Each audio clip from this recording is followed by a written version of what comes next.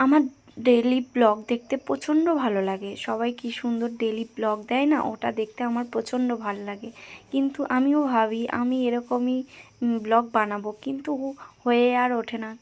ওরা কি সুন্দর বানায়, কিন্তু আমি কি পারবো আদৌ, এইসব মনে হয়। কিন্তু ভিডিও করে রাখি, কিন্তু আর এডিট করা হয় না, আর তোমাদের মাঝে শেয়ার করা হয় না।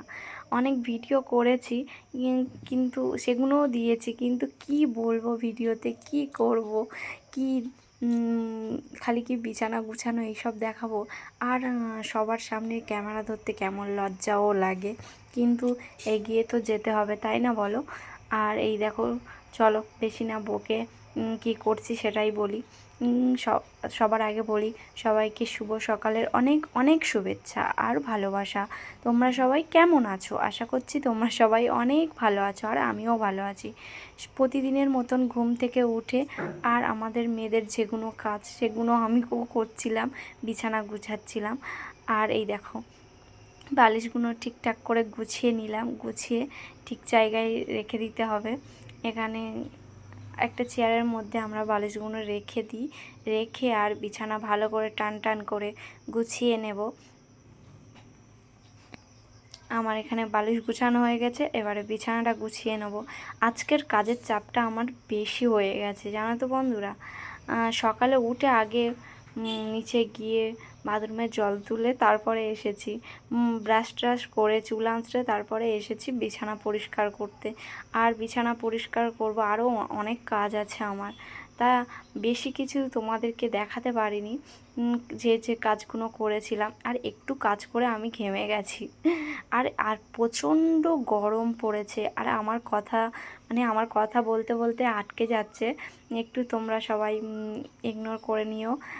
আমি ভালো কথাও বলতে পারি না, জড়িয়ে যাই। আমি নিজেও হাসি, জানো, আমার সব সময় সব বিষয়ে খালি আমি হাসি, আমার হাসিটা চলে আসে। আমি মাঝে মাঝে ভাবি আমার কি মাথা খারাপ আছে নাকি। তারপরে দেখো, আমি ঝাঁট দিয়ে দিচ্ছি ঘরটা ভালো করে।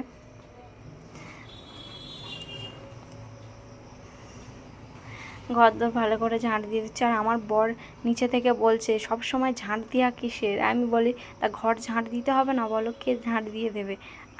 আর ও বলছেন, সব সময় ঝাঁট দিতে হবে না, কালকে তো ঝাঁট দিয়েছেও, আবার আজকে ঝাঁট দিতে হবে? আমি বলি, না, প্রত্যেক দিন দিতে হবে।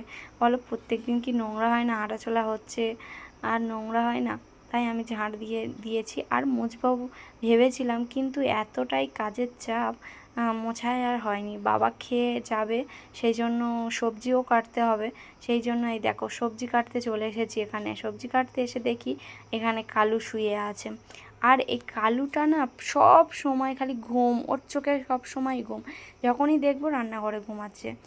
আর প্রচণ্ড ঘুমায়, প্রচণ্ড ঘুমায়। আর এখানে এসে আমি সবজি কাটা শুরু করে দিয়েছি। আর আমার বাবা না, মানে সবজি থাকবে, ডবল সবজি কিনে আনবে, ফের মানে একই সবজি ফের কিনে আনবে, ডবল ডবল করে কিনে আনবে।